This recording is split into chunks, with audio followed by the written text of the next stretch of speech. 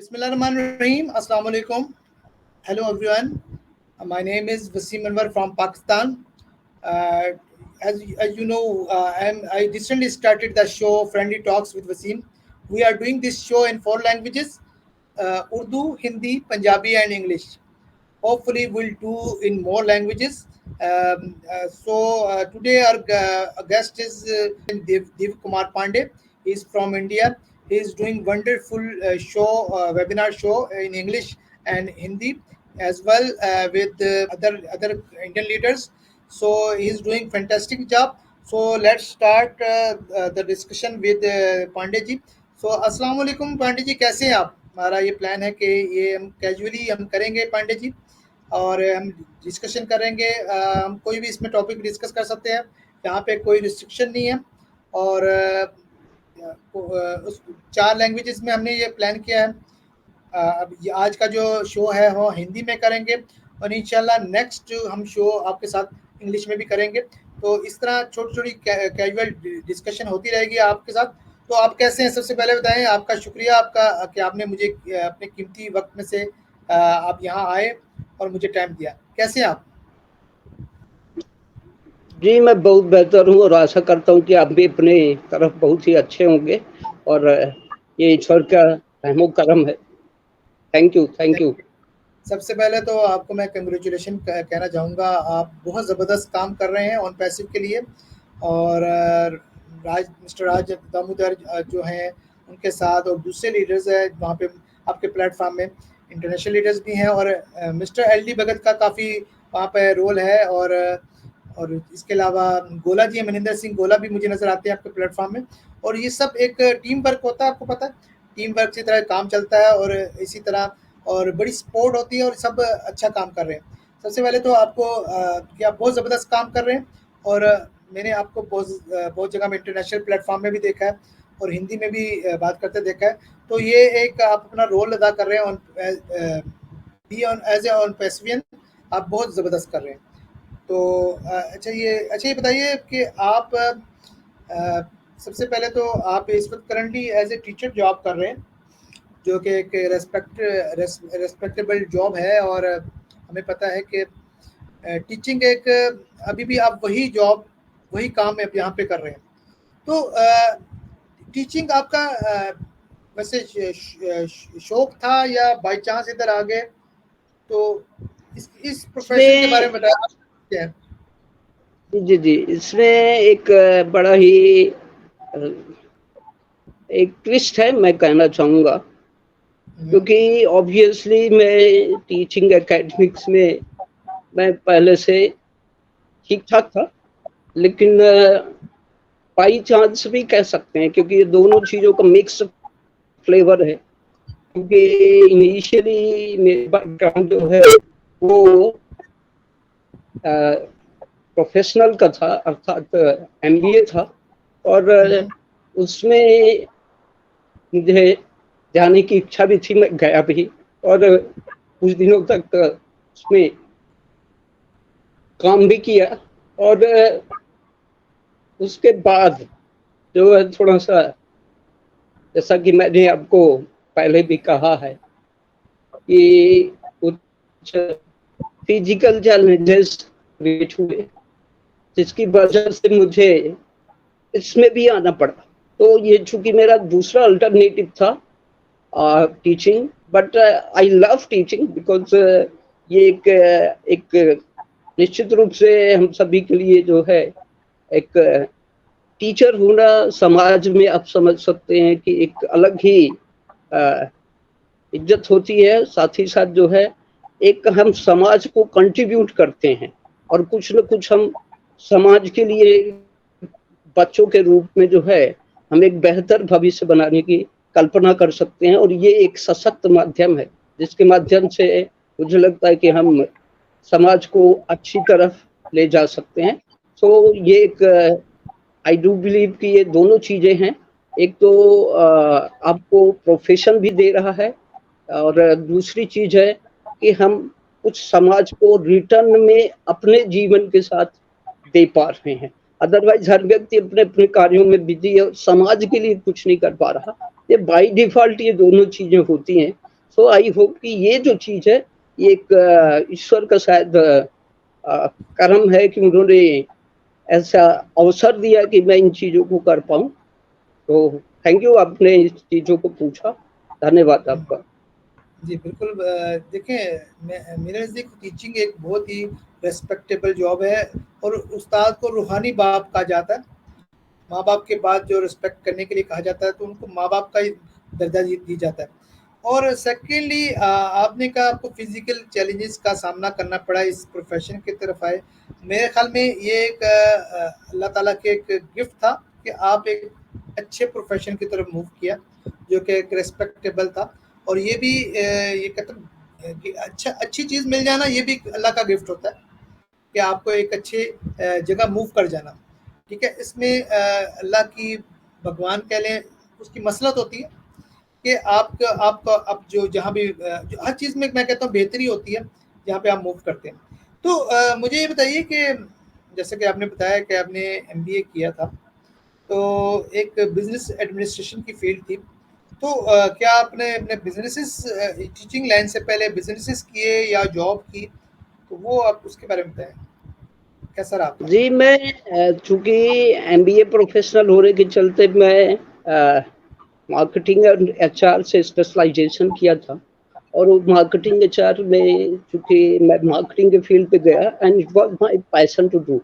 तो marketing field में गया, फर्स्ट टाइम जो है यूरेका फोर्ब्स कंपनी में मैंने काम किया। वहाँ पे लगभग मैं 10 महीने काम किया स्टार्टिंग में। और उसके बाद जो है ये लगभग 1.5 साल में आपके महिंद्रा एंड महिंद्रा में था, जो कि एक बीजी जेनसेट की कंपनी है। उसमें मैं as a senior sales manager था। और लेटर ऑन जो है मैं अभी, जैसे कि आपको मैंने बताया कि हुंडई में भी मैं गया और वहाँ भी कुछ काम किया रायपुर में। तो इस तरीके से काफ़ी मतलब कि डिफरेंट डिफरेंट फ्लेवर की चीज़ें रही। बट अल्टीमेटली ये ज़रूर था कि एक कॉर्पोरेट सेक्टर में था लगातार। और उसके बाद जो मैंने जैसा कि अभी कहा कि कुछ फिजिकल चैलेंजेस का सामना करना पड़ा और जॉइंटिस कुछ लंबा हो गया, जिसकी वजह कोई से बात आप समझ रहे हैं जॉइंटिस ऑल्सो। मुझे तो तो नहीं अब लगता मैंने कहा मुझे नहीं लगता आप में कोई फिजिकल चैलेंज है। आप माशाल्लाह ठीक हैं, बिल्कुल ज़बरदस्त है, मुझसे ज़्यादा सेहतमंद है और बहुत अच्छा कर रहे हैं। अच्छा मुझे बताएं, आपने जॉब्स की बात की, आपने जो पहली जॉब की थी आपने सेल्स मैनेजर के तौर पर, आपने कुछ उसके बारे में बताइए। आप कुछ वाटर से रेलिवेंट कुछ थी, वाटर ट्रीटमेंट प्लांट शायद आई थी, वो क्या जॉब इफ थी? You talk about first job Eureka Forbes में जो फर्स्ट थी, जॉब। जी yes first first job job कौन ना, सी? You are talking about first job ना। तो जी जी। फर्स्ट जॉब जो थी that was very hard, but it was very learnable. Because अगर आपको कस्टमर रिलेशनशिप अगर आपको सीखना है तो आई थिंक आपको घिसना तो पड़ेगा। और घिसने का मतलब है कि और signing when you are actually, जब आपको बोला जाता है ना घिसना पड़ता है, तो घिसना मतलब आप आपके अंदर की जो लेटेंट जो कैपेबिलिटीज है, जो आप में पोटेंशियल है, उस पोटेंशियल को आप किस तरीके से यानी कि बेहतरी की ओर ले जा सकते हैं। तो कस्टमर रिलेशनशिप जो जिसे आज हम बोलते हैं सीआरएम, एक स्टैंडर्ड लेवल पे, तो जी कस्टमर बिल्कुल ऐसा। रिलेशनशिप यहाँ पे बनाने और खास तौर से अजनबी व्यक्तियों के साथ, क्योंकि आप अपने प्रोडक्ट को सेल करने जा रहे हैं। तो this is I think one of the high time to learn. और दैट वाज टाइम बिकॉज व्यक्ति एक यूथ होता है, तो youth have a lot of your dreams और lot of expectations and everything. तो उन सभी चीजों के साथ जब वो अपने ड्रीम को जीने के लिए जब वो कदम उठाता है और प्रोफेशनलिज्म का अगर तड़का लगा हो साथ में, तो जी निश्चित रूप से कि आपके पास चूंकि पैकेजेस भी अच्छे आते हैं, आप इंसेंटिव्स भी अच्छे मिलते हैं। कि जहाँ तक वाटर ट्रीटमेंट की बात है, तो आप जानते हैं कि इस धरती में जो है मनुष्य को कुछ बेसिक चीजें, बुनियादी चीजें जो है बहुत आवश्यक हैं, जिसमें कि आपका भोजन, आपका पानी, आपको शेल्टर, आपको कपड़े, ये सभी, क्योंकि इसके बिना जीवन की परिकल्पना नहीं की जा सकती। तो उस बुनियादी मुद्दों में ही एक मुद्दा आता है जिसमें मैं luckily it was my very first experience कि मैं उसमें रहा, और इसमें वाटर ट्रीटमेंट को लेकर काफी बुनियादी चीजें मुझे बताई गई, जो कि काफी मुझे लगता है कि हर एक व्यक्ति को जानना सतही तौर पे आवश्यक है। क्योंकि एक पानी जो है, पानी से आप जानते हैं पानी एक बहुत ही महत्वपूर्ण घटक है। हमारे शरीर में जो है 70% वाटर होता है, और उस वाटर को अगर आप कंटामिनेटेड वाटर लेते हैं तो you are not only welcoming to diseases, even आपकी जो लाइफ एक्सपेक्टेंसी जो होती है, यानी कि आप जो लंबा जीवन जो जी सकते हैं, उसमें भी कहीं ना कहीं हैम्पर आता है। और दूसरी बात जो है, अगर आप अच्छा पानी पिएंगे तो पानी में जो है ऑक्सीजन होता है, आपको भी मालूम है। तो हाइड्रोजन और ऑक्सीजन मिलके जब एक पानी बनता है, ये ऑक्सीजन जो है हमारे शरीर पूरी बॉडी में पानी के माध्यम से, क्योंकि पानी एक बोल है, और ये जब हमारे बॉडी में जाता है तो न केवल ये 70% को हमारे मेंटेन करता है, चाहे ब्लड हो, बाकी आपके डाइजेस्टिव सिस्टम हो, या सारे अदर फंक्शन हो, या वेन्स हो, या कुछ भी, उन सभी चीजों पे तो करता ही है। मेन चीज होती है कि जो हमें जानना है कि क्या पानी आपका हार्ड है कि सॉफ्ट है। ये बेसिक चीज है, क्योंकि अगर आपको हार्ड वाटर मालूम है, हार्ड वाटर वो वाटर होता है जो कि हमें कंज्यूम नहीं करना चाहिए, और सॉफ्ट वाटर वो होता है जिसे हम कंज्यूम कर सकते हैं, यानी जिसे हम ग्रहण कर सकते हैं, और जो हमारे लिए हमारी बॉडी को पोषित करने का, क्योंकि आपको भी पता है कि वाटर में कुछ इसेंशियल इंग्रेडिएंट्स मिनरल्स के रूप में मिलते हैं। वो मिनरल्स जो होते हैं वो बॉडी को कंज्यूम करने के लिए, एब्जॉर्ब करने के लिए बहुत आवश्यक होते हैं, और वो मिनरल्स बाय डिफॉल्ट वाटर में पाए जाते हैं। अब लेकिन हर एक चीज की हद होती है या की सीमा होती है, और अगर उससे कहीं ज्यादा लेवल पे अगर जाएगा तो उसकी जो है प्रॉस के साथ साथ कॉन्स भी हमें झेलने पड़ेंगे। तो वो कॉन्स ये हो सकते हैं कि जिसको हम टीडीएस बोलते हैं, टोटल डिसॉल्व सॉलिड्स, यानी कि जो डिसॉल्व मतलब घुला हुआ, जो चीजें घुली हुई हैं, अगर वो सॉलिड्स के रूप में है, सॉलिड्स आप समझ रहे हैं, तो अगर उसका एक पैरामीटर है, अगर आप 500 से अबव का अगर टीडीएस की अगर वाटर को अगर आप कंज्यूम कर रहे हैं, there is a greater expectancy कि आपको स्टोन की प्रॉब्लम, या कि water borne diseases just like as कुछ भी, स्पेशली स्टोन, या आपका लीवर फेल्यूर होना, इस तरीके की चीजें आप इन द लॉन्ग रन, मैं ऐसा नहीं कर रहा हूँ कि जल्दी ही हो, लेकिन इन द लॉन्ग रन अगर आप उसको कंटिन्यूअसली कंज्यूम कर रहे हैं तो आपको देखने को मिल सकती है। तो उससे बचने के लिए जो है हमें अपने समय समय पे अपने वाटर को ट्रीटमेंट, या वाटर को हम ये इस तरीके से चेक करते रहें। उसका एक बड़ा ही नायाब से छोटा सा एक मशीन आती है, जिसे हम बोल सकते हैं एक पेन की तरह आती है, छोटी सी। आप उसको डिप करें अपने ग्लास में, जो भी आपका कंज्यूमेबल वाटर है जिसको आप पीते हैं, उसमें डिप करें और उसको देखें, और उसमें ऑटोमेटिक जो है वो जिस तरीके से आपका कैलकुलेटर में कोई कैलकुलेटिव नंबर्स आता है, उसमें वो नंबर आएगा, और वो नंबर से आप समझ जाएंगे कि अगर वो शो कर रहा है कि 500 एंड अबव टीडीएस है, इट मीन्स कि ये नॉट कंज्यूमेबल है या हैजार्डस है। जनरली जल्दी नहीं होता है ऐसा, लेकिन एक लाइफ स्टाइल में इसका बहुत बड़ा असर होता है। अगर आप लंबे समय तक किसी चीज को, अनहेल्दी चीज है क्योंकि आपको उसकी जगह पे आपको उसको सॉफ्ट करना होगा। So this is very unique experience to me, and I hope. और क्लीन वाटर तो आप समझ ही रहे हैं, क्लीन वाटर में ऐसा वाटर नहीं जो कि आप यानी कि आपको देखने में साफ लगता है, क्योंकि यूवी जो रेज होती हैं, अगर आप उससे कोई भी पानी को गुजारते हैं तो यकीन मानिए वो पानी आपके लिए बहुत ही बेहतर होता है कंज्यूम करने के लिए। और अगर आप आरओ ले रहे हैं, RO is also having danger zone. मैं बता दूं और वो अगर आप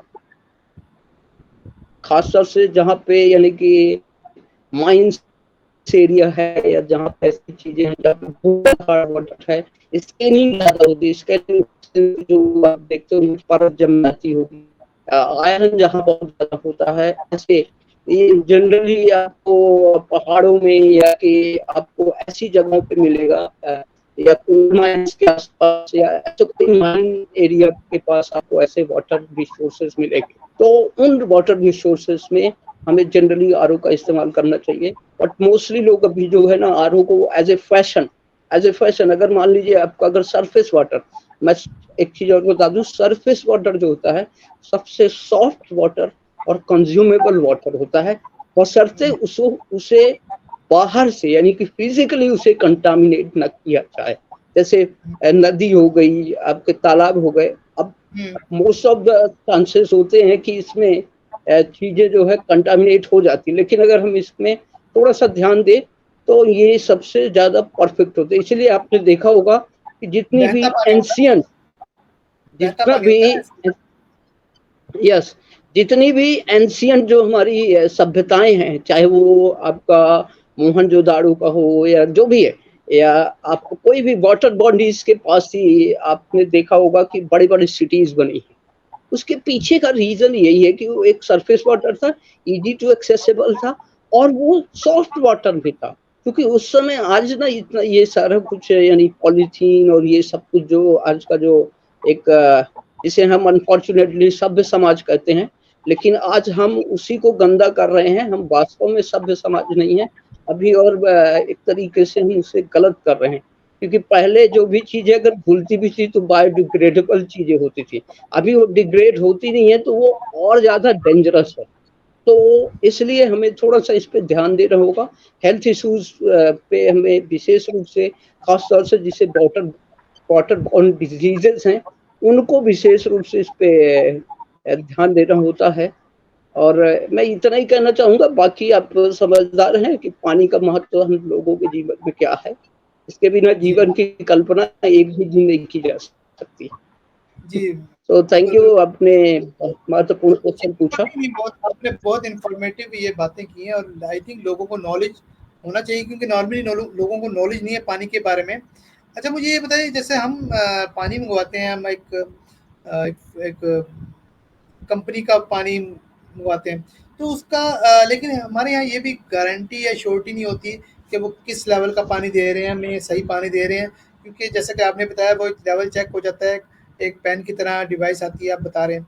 तो एक फ़िल्टर भी लगा होता है घरों में, क्या वो सही होता है? कि उससे पानी सही होता है? जैसे वो फ़िल्टर होके आ जाता है, उसको आप सही समझते हैं?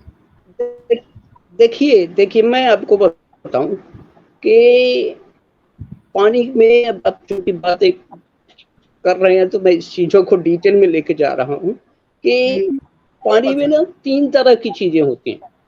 जी। पहला होता है आपका फिजिकल एडल्ट्रेशन, जिसे हम हुँ, बोलते हैं कि बाहर से कोई चीज मिला दी, जैसे धूल मिट्टी कण कंकड़ ये सब कुछ भी, तो ये हुँ, सब ये है फिजिकल एडल्ट्रेशन हो गया पानी में, जो कि आपको अगर बहुत ही नेग्लिजिबल अगर धूल को छोड़ जाए, मोस्टली इन चीजों को हम फिल्ट्रेशन प्रोसेस से निकाल सकते हैं।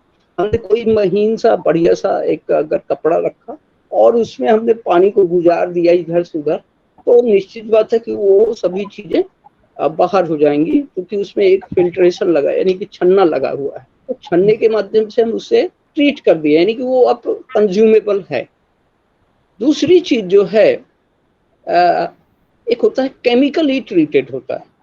तो हुँ, मोस्टली जो आज का जो जमाना है, मोस्टली मैं बोल रहा हूँ, आज का जमाना जो है वो केमिकल ट्रीटमेंट करता है, जिसे जैसे जिसे हम बोलते हैं ना रीयूजेबल वाटर हो जाता है जो, हाँ जी, बिल्कुल हाँ, ऐसा ही। कंज्यूमेबल वाटर होता है। जी, जी। जैसे आप समझिए कि एक कोई बहुत बड़ी नदी है, उस नदी में कई नाले भी आ रहे हैं, ठीक, हुँ, आप समझ रहे हैं आज के जमाने में, और उसमें समस्या ये है कि वो सभी डाइल्यूट हो रहे हैं उसमें, और वो एडल्ट्रेशन का काम कर रहे हैं। अब वो हैजार्डस है हेल्थ के परस्पेक्टिव से।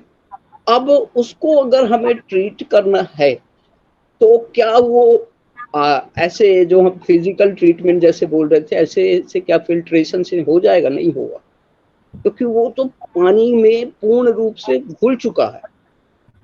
अब उसके लिए आपको केमिकल ट्रीटमेंट करना होता है। नॉर्मली जैसे पोटाश डाल दो, या आप ऐसी कोई भी चीज, या जैसे कुछ छिड़कने के लिए जो कुओं में पहले के जमाने के लोग जो डाल देते थे, ठीक, तो ऐसी चीजें, ये क्या है? ये सभी केमिकल हैं, ये केमिकल, और ये हैजार्डस है। हालांकि हमें इसको अगर हम लॉन्ग टर्म में अगर यूज ना करें तो ये एक ऑप्शन भी है कि हमें मजबूरी है, अगर कहीं इन चीजों को कंज्यूम करना है, पानी है, ये टेक्निक तो अपनाएंगे, क्योंकि पानी तो पीना है। तो कंसिस्टेंसी के साथ अगर हम इसको ले रहे हैं, देन इट वेरी, और मुझे तो लगता है कि इसको अवॉइड करना चाहिए। अपने वाटर बॉडी रिसोर्सेज को, सरफेस वाटर को, या कि कोई भी पानी है, उसमें विशेष रूप से डिसकंटिन्यूटी बनाइए। अगर आपको ये पता है कि इसमें केमिकली कोई चीजों को ट्रीट किया जा रहा है, बड़े बड़े जो वाटर प्लांट होते हैं केमिकल ट्रीटमेंट करते हैं, तो ये लगातार कंज्यूम करना थोड़ा सा दिक्कत है। लेकिन बड़े बड़े शहरों में जो है उनकी मजबूरी भी है, वो चाह के भी नहीं कर सकते हैं। और अगर वो चाहते हैं कि हम वो जो पोर्टेबल वाटर आता है, जिसे हम वाटर बॉटल बोलते हैं, वो पोर्टेबल वाटर है, आप कहीं से भी खरीदे 10-20 रुपए देके, जो भी आपका आपके यहाँ के आसपास का रेट होगा। तो जैसे बिस्लरी का वाटर काफी फेमस है, तो होपफुली कि पाकिस्तान में भी ये बिस्लरी वाटर मिलती है। तो ये वाटर जो होते हैं ना, अभी दावे बहुत बड़े करते हैं। एक और चीज़ मैं तवज्जो दिलाना चाहूँगा कि ये तो चलो हम शहरों की बात करें जहाँ पे ये चीज़ें फैसिलिटी है, लेकिन पाकिस्तान में बहुत सारे एरिया ऐसे हैं जहाँ पीने के लिए पानी भी नहीं है। तो वहाँ पर क्या होता है कि वहाँ पे जाके वो कहते हैं ना कि बोर करके वो पानी निकालना पड़ता है। फिर बहुत सारे लोग ऐसा पानी यूज़ करें जो गंदा पानी बिल्कुल साफ नज़र आ रहा है, मिट्टी वाला, वो पी रहे हैं। उनकी मजबूरी है, जो पानी जानवर पी रहे हैं वही पानी वो भी पी रहे हैं। तो बहुत सारे एरिया ऐसे भी हैं। तो मेरा तो जो हम ऑन पैसिव की बात करते हैं कि ओबलेस की बात करते हैं, तो उसमें से एक प्लान में तो ये भी है कि पानी, साफ पानी प्रोवाइड किया जाए जिन इलाकों में नहीं है। हम तो जो लोग हम तो उसी को कर रहे हैं ना, जो पानी ऑलरेडी पानी मौजूद है उसी को हम फिल्टर करके उसको अच्छा देने की कोशिश कर रहे हैं। लेकिन जहाँ पर पानी नहीं है, ये इंडिया में भी होगा, ऑफ कोर्स वहाँ पे होगा, वहाँ भी होगा ज़ाहिर है। ये एक है, मुल्क तो एक ही है, इलाके हर जगह एक ही है। तो ये एक बहुत बड़ा मुद्दा है जिस पे हमें तवज्जो देनी चाहिए। तो थैंक यू वेरी मच इस इन्फॉर्मेशन के लिए। अच्छा, आपने जो नेक्स्ट जॉब की थी वो थी सीनियर सेल्स मैनेजर की। कुछ आप जनरेटर की बात कर रहे थे, कुछ साइलेंट जनरेटर, उसके बारे में बताएँ? क्योंकि क्यों हमने तो वो शोर वाले जनरेटर सुने हैं, तो ये कौन से साइलेंट जनरेटर होते हैं? ज़रा उसके बारे में थोड़ा डिटेल बताएँ। तो ओके, थैंक यू।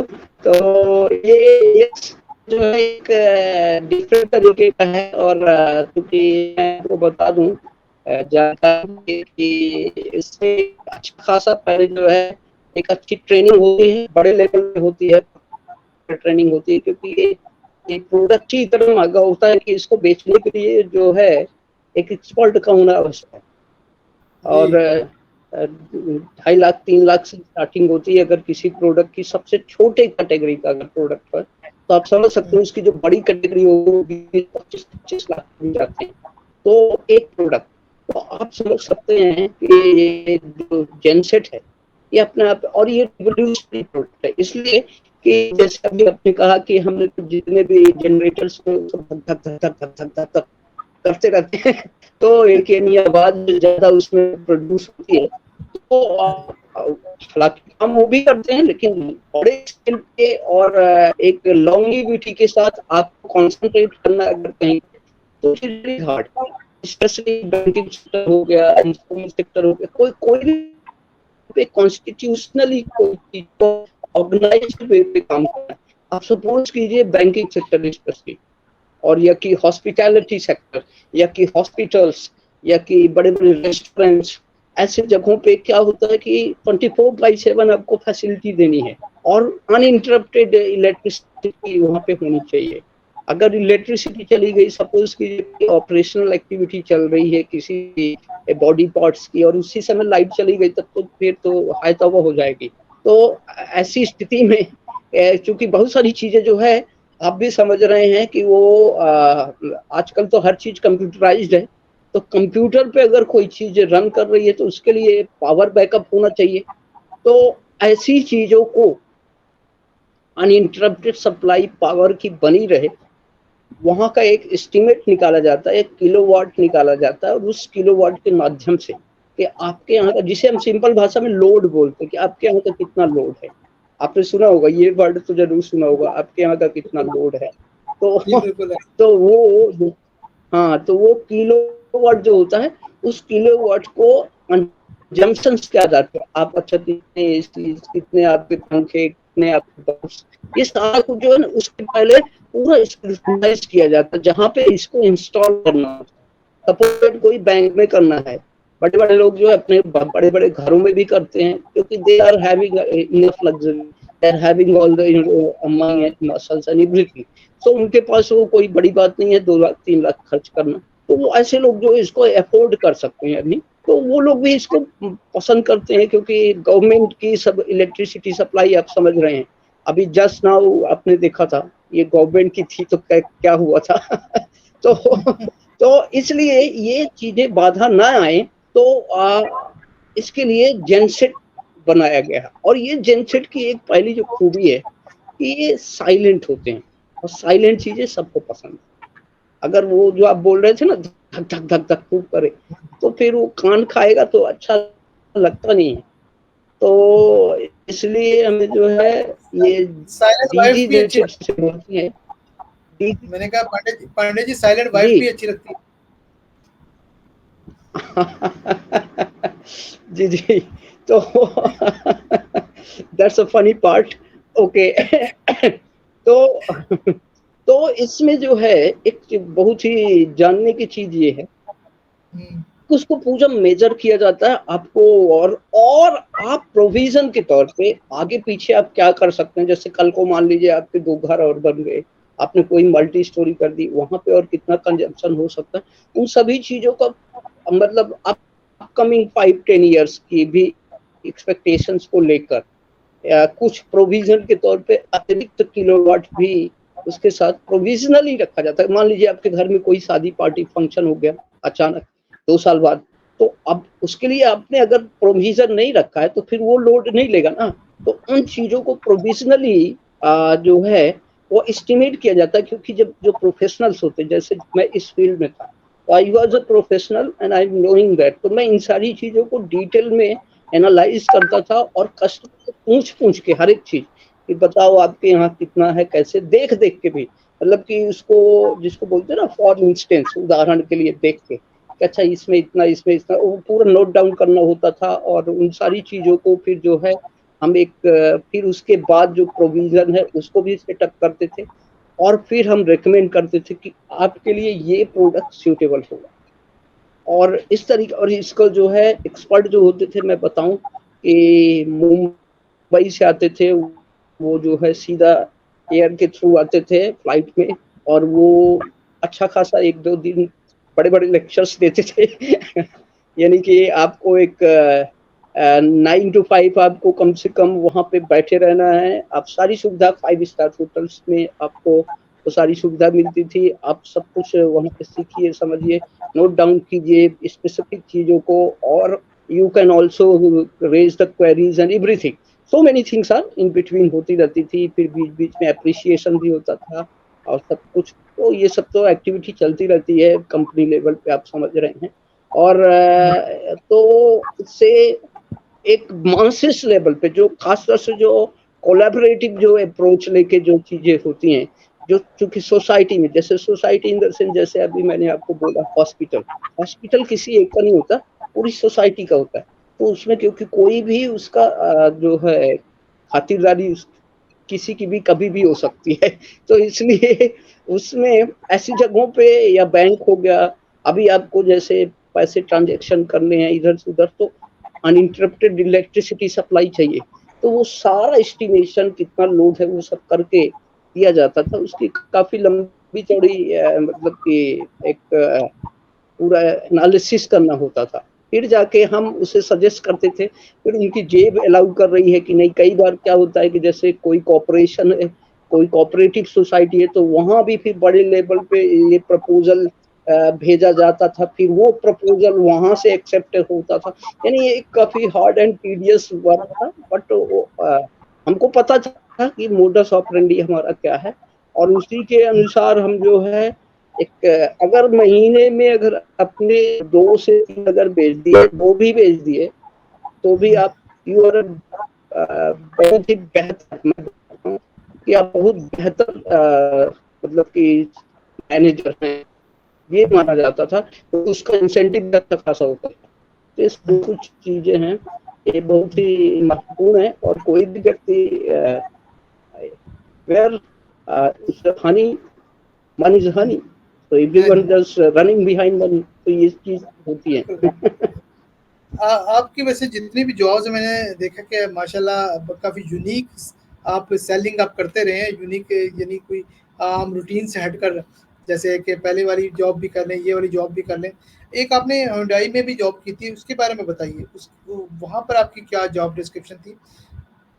जी हाँ, जी हाँ। ये जो है आपका बहुत ही इसमें एक अनोखा अंदाज रहा, चूँकि जॉब को स्विच करना भी एक ज़रूरी चीज़ होती है। एमबीए में क्या बोला जाता है ना कि आप प्रोफ़ेशनली अगर आप, चूँकि प्रोफ़ेशनलिज़्म है ये, तो आपको अगर हाइक अगर अपनी ये मतलब सैलरी की करनी है, तो ये थोड़ा-सा ज़रूरी भी है। तो जब मैं बिल्कुल। हुंडई में गया, तो आप सभी को पता है कि हुंडई एक बहुत बड़ी कार हाँ, मैन्युफैक्चरिंग कंपनी है। तो बिल्कुल ऐसे ही। और इसके पूरे दुनिया भर में इसके जो है काफ़ी बड़े कस्टमर्स हैं, और काफ़ी सक्सेसफुल कंपनी है Hyundai, one of the you know most affordable and look wise सारी कुछ चीज़ें जो है इसमें और डिफरेंट डिफरेंट इसमें जो है मॉडल्स हैं। अभी तो और भी ज़्यादा मॉडल्स आ गए हैं, मैं उस ज़माने की बात कर रहा हूँ, आज से लगभग ऑलमोस्ट 10 ईयर्स अगो। तो काफ़ी अच्छी-अच्छी चीज़ें जो है इसमें डेवलपमेंट हो रही हैं। अभी तो इलेक्ट्रिक कार्स भी आ चुकी हैं, उस ज़माने में नहीं थी। तो उस ज़माने में पेट्रोल और डीज़ल कार ही होती थी।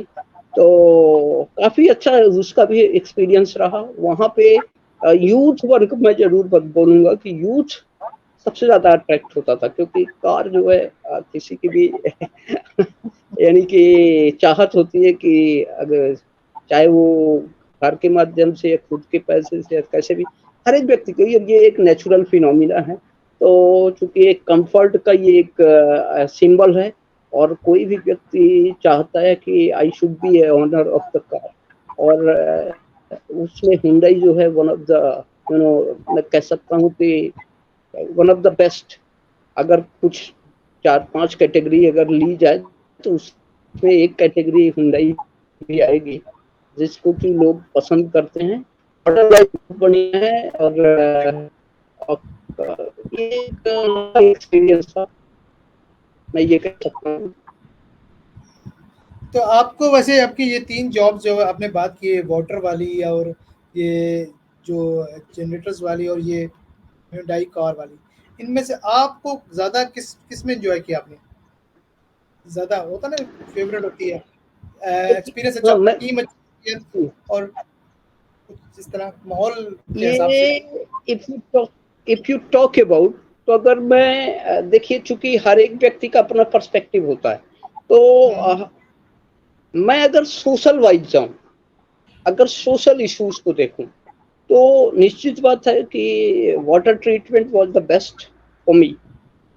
और हुँ, अगर मैं प्रोफेशनल वे पे अपने खुद को सेल्फ सेल्फ वे पे अगर मैं जाऊं, तो जो डीजी जेंटसेट था वो ज़्यादा अच्छा था, क्योंकि वहाँ पे एलीट क्लास के लोगों को ही टच करना होता था, क्योंकि हमें हुँ, पता है 2.5 लाख वही देगा जिसके पास कम से कम बिल 25 लाख 50 लाख का जो आदमी होगा।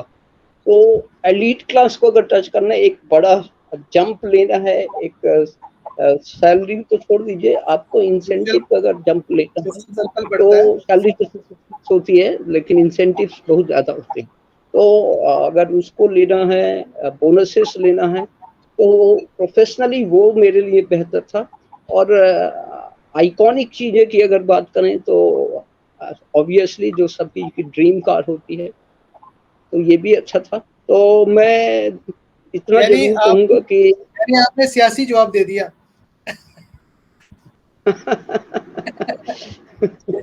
चलिए ठीक है, अभी आपसे बहुत इंशाल्लाह नेक्स्ट बातें होंगी। तो अभी टाइम की शॉर्टेज है, तो इंशाल्लाह टाइम का पता नहीं चला। इंशाल्लाह फिर आपसे फिर नेक्स्ट इसी शो में हम फ्रेंडली टॉक शो में नए टॉपिक के साथ हाजिर होंगे।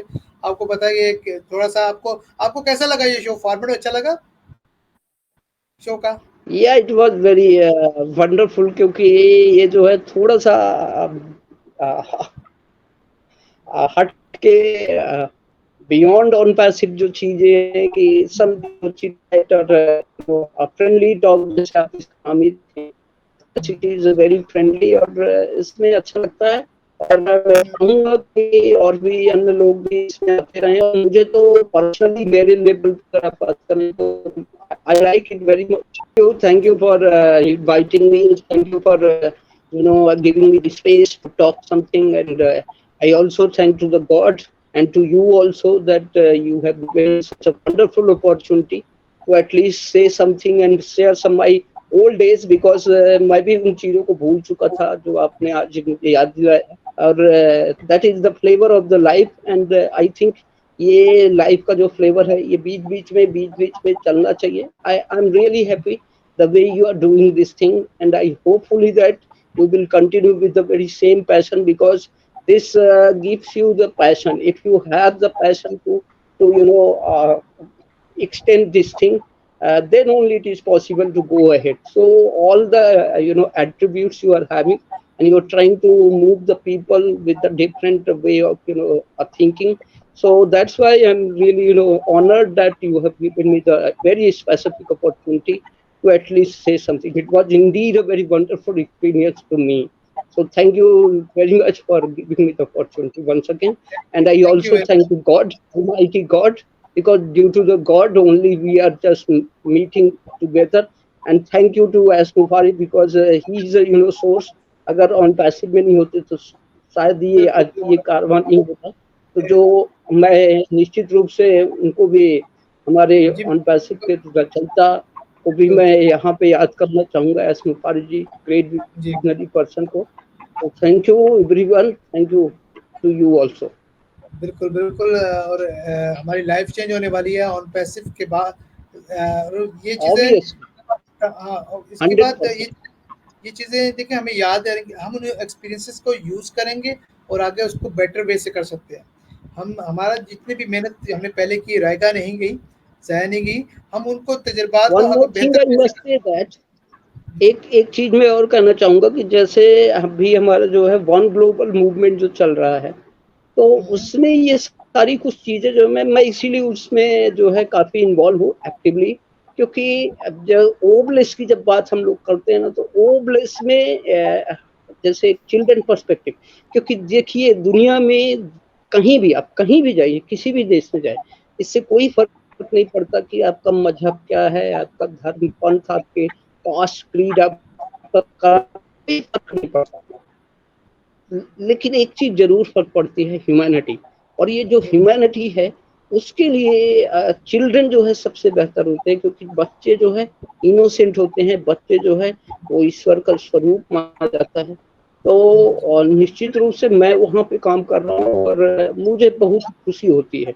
मैं ऐसी जगहों पे अगर थोड़ा सा भी अगर इतनी सा भी अगर मैं कंट्रीब्यूट कर सकूं तो I feel so privileged, I feel so proud. Pandey ji, मैं भी वहाँ पे जा चुका हूँ एज ए गेस्ट, और वहाँ पर चाइल्ड लेबर पर मैं अपनी शेयरिंग रख चुका हूँ। तो माशाल्लाह वो ज़बरदस्त कार्य यहाँ पर एक्चुअली ऑन पैसिव के लिए जो भी कर रहा है, आप लोग राज दामोदर हो गए या और वो हो गए, सब लोग अपनी अपनी जगह पर कर रहे हैं, सबकी इंटेंशन सेम है। कोई अगर कोई छोटा बड़ा प्लेटफॉर्म नहीं है, कोई अगर आपकी नीयत ठीक है तो सब अपनी जगह पर ठीक कर रहे हैं, ठीक है, सब कोशिश कर रहे हैं बेहतर करने के लिए, दूसरों के लिए। और इससे बड़ी बात क्या हो सकती है कि यहाँ पर कोई सैलरी नहीं ले रहा, लेकिन विदाउट एक्सपेक्टेशन यहाँ पर सब लोग काम करें। इंशाल्लाह नेक्स्ट शो में मुलाकात होती है। तो अल्लाह हाफिज़, बाय बाय।